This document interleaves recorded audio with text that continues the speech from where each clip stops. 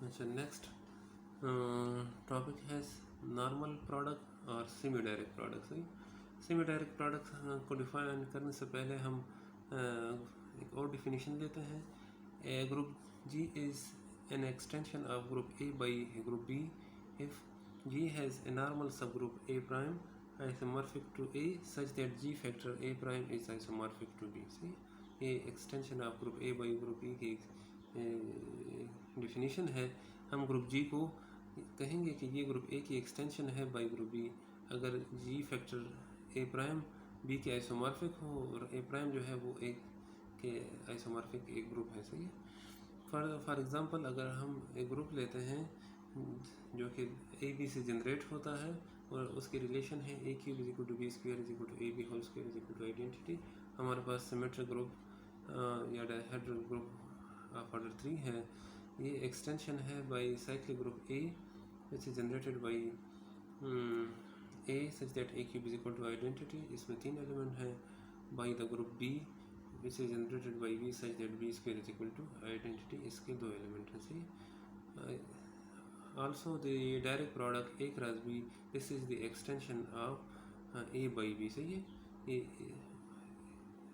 A by B की extension है by using theorem 1.18। आप 1.18 थ्योरम देख लें तो आपको क्लियर हो जाएगा, क्योंकि वहाँ पर हम G फैक्टर A को साबित करते हैं वो आइसोमॉर्फिक टू B आता है। ठीक है,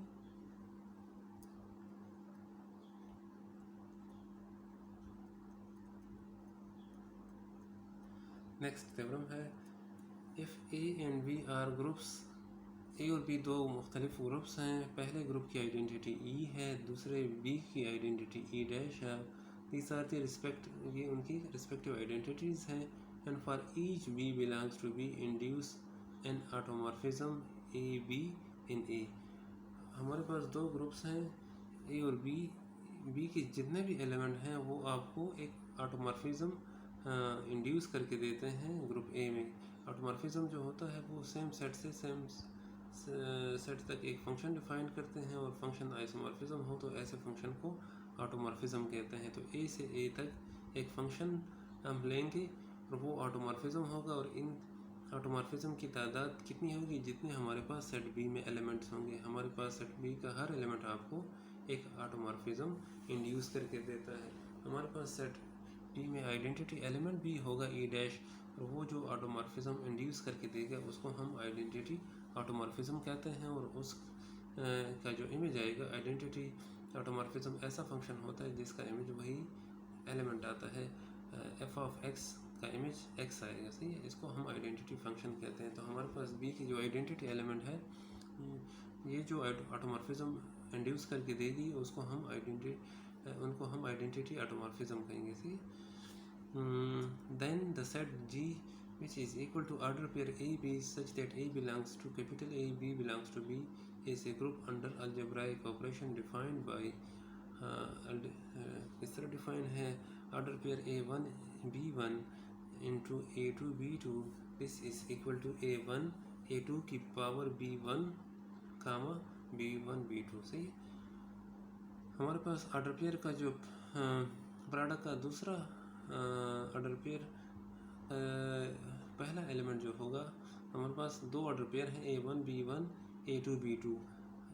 A2 जब हम इसको मल्टीप्लाई करेंगे तो B1 जो होगा वो A2 की पावर में आ जाएगा। सही, और बाकी तो सेकंड एलिमेंट जो है सिंपली सेकंड एलिमेंट के साथ मल्टीप्लाई हो जाएगा। Suppose that each B belongs to B induce an automorphism f subscript B in A। सही, ये तो शुरू में थ्योरम के स्टेटमेंट में ये चीज़ गिवन है कि B के जितने भी एलिमेंट हैं वो आपको एक ऑटोमॉर्फिज्म इंड्यूस करके देंगे ए में। ठीक है, तो उस ऑटोमॉर्फिज्म को वो f सबस्क्रिप्ट B का नाम देता है। Then for each A belongs to A f subscript B of A is equal to a power b. से इज एक कंजुगेशन, और ये कंजुगेशन रिलेशन है, ये बराबर आता है f of a is f of a subscript b जो है, ये हम इसको बराबर लिखेंगे ए पावर बी। जो एफ़ की सबस्क्रिप्ट में एलिमेंट आएगा ये ए की पावर में हम इसको लिखेंगे, और ये पावर जो है ये बेसिकली ये कंजुगेशन है, ये बराबर आता है ए पावर बी जो होता है ये बराबर होता है बी ए बी इनवर्स के बराबर आता है, सही है। And clearly a power b जो है दिस बिलोंग्स टू ए, ये ए को बिलोंग इसलिए करता है क्योंकि ऑटोमॉर्फिज्म है। ऑटोमॉर्फिज्म फंक्शन जो होता है वो सेम सेट के दरमियान होता है, इसका डोमेन और को डोमेन सेट बराबर होते हैं। फंक्शन एफ जो होगा वो ए से ए तक जाएगा, तो इसका जो इमेज आएगा, ए का जो इमेज आता है अंडर एफ, ये ए पावर बी है, ये दोबारा ए में जाके यानी इसको मैप करेगा, इसका इमेज ए में बनेगा, इसलिए हमारे पास ए पावर बी जो है ये बिलोंग करता है ए को, ये को डोमेन सेट को बिलोंग करेगा, लेकिन को डोमेन सेट भी मेरे पास ए के बराबर है। जब proof suppose that each v belongs to b induce an automorphism f subscript b in a, से b में जितने भी एलिमेंट हैं हर एलिमेंट आपको एक ऑटोमॉर्फिज्म इंड्यूस करके देता है, such that f of a is equal to a power b is conjugation. Clearly a power b belongs to a. For b1 b2 belongs to b, यहाँ पर हम कुछ रिजल्ट्स करेंगे जो कि हम इसके प्रूफ में आगे जाके यूज़ करेंगे। तो हम b से दो एलिमेंट लेते हैं b1 b2, f subscript b1 b2 of a is equal to, by definition ये f के सबस्क्रिप्ट में जो भी एलिमेंट आता है ये a की पावर में चले जाता है, तो ये बराबर आएगा a पावर b1 b2, और हम फिर इसको लिख सकते हैं a power b2 whole power b1 से, ये इसके बराबर होता है। और ये हम इसको by using conjugation relation use करके हम इसको साबित कर सकते हैं। अब हम इसको दोबारा फंक्शन के फॉर्म में कन्वर्ट करते हैं, तो जो पावर में होती है वो फंक्शन के सबस्क्रिप्ट में आ जाएगा, तो ये बराबर आएगा f subscript b1 of a power a b2, और इसको अगर दोबारा इसको मज़ीद सिंप्लीफाई करते हैं तो f of b1 composition f subscript b2 of a आ जाएगा for all a belongs to a। This implies that f of b1 b2 is equal to f of b1 composition f of b2। हम जानते हैं कि दो function तभी बराबर होते हैं अगर उनकी इमेजेस बराबर आ जाएं, और all elements belongs to domain set से। And f of b1 b2 is equal, sorry, a power b1 b2 is equal to a power b2 whole power b1, ये इसके बराबर होता है। इसको हम इजीली साबित कर सकते हैं by using conjugation relation से। एक ये result also as f of b is an automorphism, hypothesis में ये गिवन है कि हमारे पास एक ऑटोमॉर्फिज्म होगा, मैंने उसको f of b का नाम दिया है। f of b चूँकि ऑटोमॉर्फिज्म है इसलिए f subscript b of a1 a2 by using definition of homomorphism ये बराबर आएगा f subscript b of a1 into f subscript b of a2 से। ये होमोमॉर्फिज्म की डेफिनेशन यही है। अब हम इसको लिख सकते हैं a1 a2 power b1 is equal to a1 power b a2 power b, यानी हम a1 a2 पावर b को लिख सकते हैं a1 power b into a2 power b, यानी दोनों एलिमेंट्स पे की पावर b आ जाएगा, सही। इसको डबल स्टार का नाम देते हैं, इसको भी हम इसके प्रूफ में यूज़ करेंगे, सही। Now a1 b1 a2 b2 belongs to g के दो एलिमेंट्स लिए हैं by using definition of multiplication. a1 a2 dot a2 a1 b1 dot a2 b2 is equal to a1 a2 की पावर b1 आ जाएगा जिस तरह इसकी मल्टीप्लिकेशन डिफाइन है, और b1 b2 आपस में मल्टीप्लाई हो जाएंगे। अब जी में किस किस्म के एलिमेंट हैं, ऑर्डर पेयर की शक्ल में है। पहला एलिमेंट a से आता है, दूसरा b से आता है। b1 b2 बेसिकली दोनों b के एलिमेंट हैं, तो इसका प्रोडक्ट भी b में जाएगा क्योंकि b ग्रुप है, इसलिए by using closure property b1 b2 belongs to b। तो इस ऑर्डर पेयर का दूसरा एलिमेंट b को बिलोंग करता है, उसमें कोई कन्फ्यूजन नहीं है, सही। इसका जो पहला एलिमेंट है a1 ये तो a से आता है। a2 पावर b1 जो है ये a को बिलोंग करता है बाई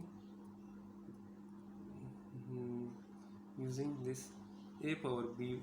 ए पावर बी जो है ये ए को बिलोंग करते हैं, क्योंकि ए पावर बी जो है ये ए का इमेज है और फंक्शन जो है वो ऑटोमॉर्फिज्म है। तो ए का इमेज ए में बनेगा, तो ए पावर बी जो है ये ए को बिलोंग करेगा। तो ए की पावर बी हो तो वो ए का एलिमेंट होता है। तो ए2 पावर b1 जो है ये भी ए का एलिमेंट है, ए1 भी ए1 भी ए का एलिमेंट है, दोनों ए के एलिमेंट है। By using closure property of group ये ए का एलिमेंट आ जाएगा। तो ऑर्डर पेयर का पहला एलिमेंट ए का है, दूसरा बी का है। इसका मतलब है ये ऑर्डर पेयर जो है ये जी को बिलोंग करेगा और हमारे पास क्लोजर प्रॉपर्टी सेटिस्फाई हो जाएगी। ठीक है, नेक्स्ट हमने एसोसिएटिव प्रॉपर्टी साबित करनी है। तो उसके लिए हमें 3 एलिमेंट चाहिए जी से, a1 b1 a2 b2 a3 b3 this belongs to G. Then पहले लेफ़्ट साइड पे हमने a1 b1 a2 b2 को पहले सिंप्लीफाई करना है। इससे अगर मेरे पास रिज़ल्ट आ जाए a1 b1 को रहने दें, a2 b2 a3 b3 को अगर हम यानी इस रिज़ल्ट ले आएँ कि a1 b1 into a2 b2 into a3 b3 ये बराबर आ जाए a1 b1 और फिर इसके बाद आ जाए a2 b2 into a3 b3 से। तो हमने पहले 2 एलिमेंट ऑपरेट करने हैं a1 b1 into a2 b2 से। तो डिफिनीशन हमें मल्टीप्लिकेशन की मालूम है, ये इससे आएगा a1 a2 power b1 b1 b2 और a3 b3 वो तो साथ में आ जाएगा। इसको हमने अभी सिंप्लीफाई करना है। अब आपने हमारा जो पहला एलिमेंट है वो है a1 a2 पावर b1, ये पहला एलिमेंट है। और राइट साइड पे जो दूसरे ऑर्डर पेयर का पहला एलिमेंट है वो a3 है। ठीक है, मल्टीप्लिकेशन कैसे होती है कि आपके पास जो ऑर्डर पेयर दूसरा ऑर्डर पेयर होता है उसका पहले एलिमेंट की पावर इसका दूसरा एलिमेंट आ जाएगा। तो आपके पास आएगा a1 a2 पावर b1 और a3 पावर b1 b2 आ जाएगा और b1 b2 b3 आ जाएगा। ठीक है, अब यहाँ पर लेफ़्ट साइड भी ए के एलिमेंट है, राइट साइड पे बी के एलिमेंट है। यानी आपके पास ऑर्डर पेयर का जो पहला एलिमेंट है इसके सारे एलिमेंट ए के हैं, ऑर्डर पेयर का जो दूसरा एलिमेंट है ये सारे एलिमेंट बी के हैं। ए और बी दोनों ग्रुप्स हैं, तो हम वहाँ पर हम एसोसिएटिव प्रॉपर्टी यूज़ कर सकते हैं। तो हम यहाँ पर एसोसिएटिव प्रॉपर्टी यूज़ कर रहे हैं। a1 को रहने दें, a2 power b1 a3 power b1 b2 इनको कंबाइन कर लें, b1 को रहने दें, b2 b3 को कंबाइन कर लें। ठीक है, अच्छा अब हम क्या करते हैं, a1 लिखते हैं, a2 पावर b1 है और a3 पावर b1 b2 है, लेकिन हम इसको a3 पावर b1 b2 को हम a3 power b2 whole power b1 लिख सकते हैं। यहाँ पर हम इक्वेशन स्टार यूज़ करते हैं और इक्वेशन डबल स्टार भी यूज़ करते हैं। तो हमारे पास a2 की पावर b1 भी है और a3 की power b2 whole power b1 दोनों की पावर b1 है। तो हम उनको कंबाइन उनको हम ऐसे इस फॉर्म में लिख सकते हैं। ठीक है, a1 a2 पावर b को हम a1 power b a2 power b यानी डबल स्टार है, ये इक्वेशन हम यहाँ पर यूज़ करते हैं। तो हमारे पास b जो होगा वो होल पावर में आ जाएगा। तो यहाँ पर b की जगह b1 है, तो b1 जो होगा वो होल पावर में आ जाएगा। और राइट साइड तो दोबारा वही है, यानी दूसरा एलिमेंट तो दोबारा हमने वही लिखा है। अब this is equal to a1 b1 into a2 a3 power b2 b3। सही, ये इसके बराबर है। अगर आपको कैसे आया है तो आप इन दोनों को दोबारा मल्टीप्लाई कर लें तो हमारे पास ऊपर वाला स्टेप आ जाएगा। सही है, और ये बराबर आता है a1 b1 ये रह गया है और बाकी जो 2 एलिमेंट हैं अगर हम उसको सिंप्लीफाई करें तो a2 b2 a3 b3 आ जाएगा। इस तरीके से हमारे पास एसोसिएटिव प्रॉपर्टी सेटिस्फाई हो जाएगी। आखिर में हमने आइडेंटिटी एलिमेंट देखना है और इन्वर्स।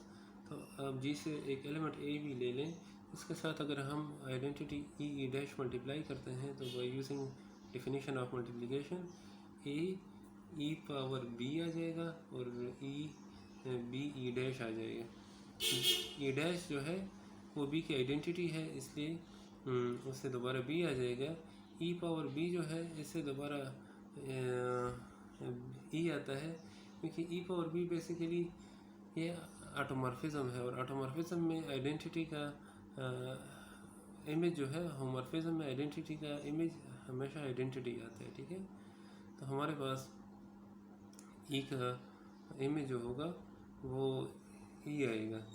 तो हमारे पास ए ई कामा बी बी डैश आ जाएगा, बी ई डैश आ जाएगा, लेकिन ए की आइडेंटिटी ई है, इससे दोबारा ए आ जाएगा। बी की आइडेंटिटी ई डैश है, इससे बी आ जाएगा। तो हमारे पास ई डैश जो है वो आइडेंटिटी हमारे पास आइडेंटिटी का काम देगी। ठीक है, और इसी तरीके से ये हमारे पास लेफ़्ट आइडेंटिटी राइट आइडेंटिटी साबित हुई। सिमिलरली हम इसको ई डैश को लेफ़्ट आइडेंटिटी साबित कर सकते हैं ईजिली। ठीक है, अब इन्वर्स एलिमेंट देखना है, तो हमारे पास ऑर्डर पेयर ए बी का इन्वर्स जो आएगा वो बराबर आएगा A inverse whole power B inverse into B inverse.